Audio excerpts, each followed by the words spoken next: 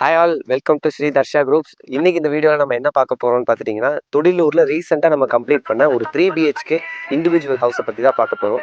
வாங்க பார்க்கலாம். ஃபர்ஸ்ட்டு என்ட்ரன்ஸில் நம்ம கார் பார்க்கிங்கில் ரூஃபிங் வந்து பார்த்துட்டிங்கன்னா எம்எஸ் ஃபேப்ரிகேஷன் அதாவது ஃப்ளூட்டர் பிளானிங்ஸோட பண்ணி கொடுத்துருக்காங்க. அண்ட் இது ஒரு சவுத் ஃபேசிங் சைட்டுங்கிறதுனால சம்ப் வந்து வாஸ்துப்படி பின்னாடி சைட் தான் வரணும். பட் கிளைண்ட் அந்த இடத்துல ஹால் வேணும் அப்படின்னு கேட்டிருந்ததுனால ஹாலுக்கு கீழே சம்ப் வர மாதிரி நம்ம பிளேஸ் பண்ணி கொடுத்துருக்கோங்க.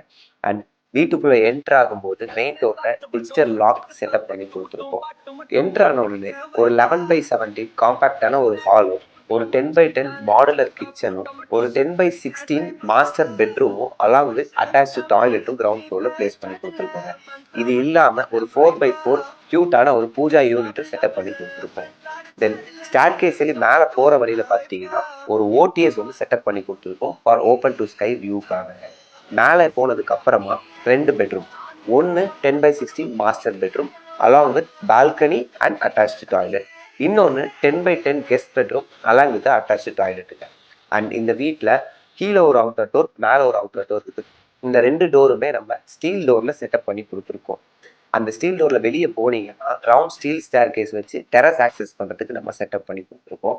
அண்ட் டெரஸ்லையும் கூலிங் டைல்ஸ் வந்து லே பண்ணி கொடுத்துருக்கோங்க.